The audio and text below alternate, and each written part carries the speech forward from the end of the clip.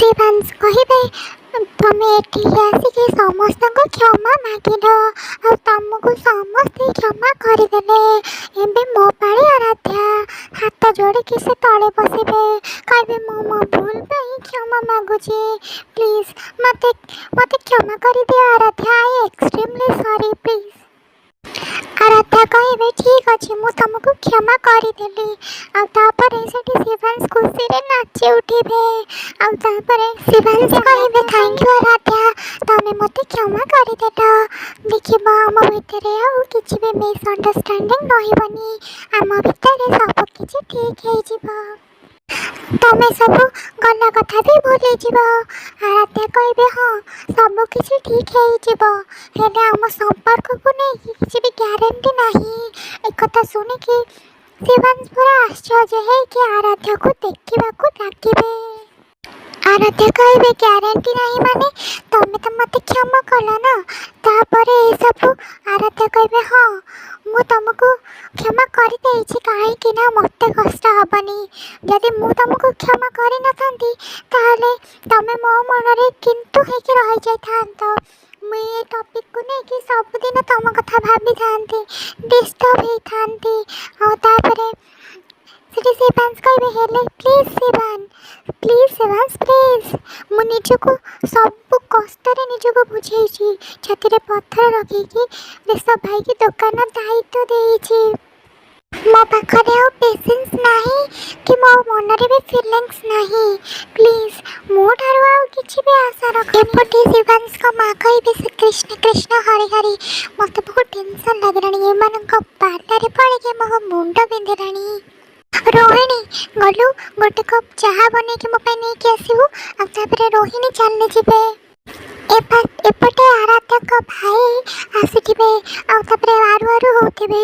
ଆଉ ତାପରେ ରେଶବ କହିବେ କ'ଣ ଘର ଭିତରକୁ କ'ଣ ପଶି ଆସୁଛୁ, ମ୍ୟାନର୍ସ ଜଣା ନାହିଁ ନା? ଏଇଟା ତମ ରାଉତରାୟ ଫ୍ୟାମିଲି ନୁହଁ, ଏଇଟା ଆଚାର୍ଯ୍ୟ ପରିବାର ଆଉ ମୋ ଘର। ଏଠି ଏତେ ଜୋର ପାଟିରେ କେହି ବି କଥା ହୁଅନ୍ତିନି। ମ୍ୟାଣ୍ଡି କହିବେ ମୋ ହାତ ଛାଡ଼ନ୍ତୁ। ଆଉ ମ୍ୟାଣ୍ଡି କହିବେ ଆରୁକୁ ଡାକନ୍ତୁ। ରେଶବ କହିବେ କାହିଁକି ଡାକିବି, ସେ ନିଜ ଇଚ୍ଛାରେ ଏ ଘରକୁ ଆସିଛି, ମୁଁ ତମ କଥା କାହିଁକି ଶୁଣିବି? ତମେ ମୋତେ ଠକିଛ, ମୋତେ ଧୋକା ଦେଇଛ। ମୁଁ ତମକୁ ଭରସା କରିକି ସେ ଶିବଶଙ୍କର ଦୋକାନ ତମକୁ ଦେଇଥିଲି, ହେଲେ ତମେ ତାକୁ ଆରାଧ୍ୟାଙ୍କ ନାଁରେ କରିଦେଲ। କ'ଣ ସକ୍ ହେଇଗଲେ ନା? ତ କ'ଣ ଭାବୁଛନ୍ତି ଗେମ୍ ଖେଳିବା କେବଳ କ'ଣ ଆଚାର୍ଯ୍ୟ ପରିବାରକୁ ଆସେ ଆଉ ଆମେ କ'ଣ ବୋକା? ଗୋଟେ କଥା ମନେ ରଖନ୍ତୁ ମିଷ୍ଟର ଆଚାର୍ଯ୍ୟ, ମୋ ପାଖରେ ହୁଏତ ଆପଣଙ୍କ ଭଳିଆ ବିଜନେସ୍ ସେନ୍ସ ନଥାଇପାରେ, କିନ୍ତୁ କମନ ସେନ୍ସ ତ ଅଛି। ବାଦ ଏବେ ମୁଁ ଆପଣଙ୍କ ସହିତ କିଛି ବି ଗେମ୍ ଖେଳିନି। ମୁଁ ବାସ୍ ମୋ ବାପା ମାଙ୍କର ଅଧୁରା ସ୍ୱପ୍ନକୁ ପୂରା କରିବାକୁ ଚେଷ୍ଟା କରିଛି। ବୋଧେ ସେମାନେ ଜାଣିପାରିଥିଲେ କି ଆରୁକୁ ଆପଣମାନଙ୍କ ଭଳିଆ କିଛି ପରିବାର ମିଳିବ, ସେଇଥିପାଇଁ ପିଲାବେଳୁ ଶିବଶଙ୍କର ଗ୍ରୋସରୀ ଦୋକାନକୁ ତା ନାଁରେ କରିବାକୁ ଚାହୁଁଥିଲେ। ହେଲେ ବହୁତ ଚେଷ୍ଟା କରିସାରିଲା ପରେ ବି ସେସବୁ ହେଇପାରିଲାନି। କିନ୍ତୁ ସେମାନଙ୍କ ସ୍ୱପ୍ନକୁ ମୁଁ ଆଜି ସତ କରିଦେବି। ଆଉ ଏବେ ମୁଁ ଏଠିକି ଆଉ ଗୋଟେ ଇଚ୍ଛା ପୂରଣ କରିବାକୁ ଆସିଛି। ତମେମାନେ ମୋ ଭଉଣୀକୁ ଯେତେ କଷ୍ଟ ଦେଇଛ ସେଥିପାଇଁ ତମକୁ ଭଗବାନ କ୍ଷମା କରିବେନି। ତମ ପାଇଁ ମୁଁ ଆରୁ କେତେ କଷ୍ଟ ପାଇଛି। ସେ ସମସ୍ତଙ୍କୁ ହସଉଥିଲା, ସେ ସମସ୍ତଙ୍କୁ ଏକାଠି କରିଥିଲା। ଆଜି ସେ ଭାଙ୍ଗି ପଡ଼ିଛି, ତା ମୁହଁରୁ ହସ ଲିଭି ଯାଇଛି। ଆଜି ଯଦି ମୋ ବାବା ମା ବଞ୍ଚିଥାନ୍ତେ ନା, ସେମାନେ ତାଙ୍କ ଝିଅକୁ ଏଠି ରହିବାକୁ ଦେଇନଥାନ୍ତେ। ମୋ ଆରୁ ପାଇଁ ଏଇ ଜାଗା ଠିକ୍ ନୁହଁ, ଏଇଟା ହେଉଛି ଗୋଟେ ନର୍କ। ଆଉ ସେଇଥିପାଇଁ ମୁଁ ଆଜି ଆରୁକୁ ନେବାକୁ ଆସିଛି। କୁହନ୍ତୁ ମୋ ଭଉଣୀ କେଉଁଠି ଅଛି?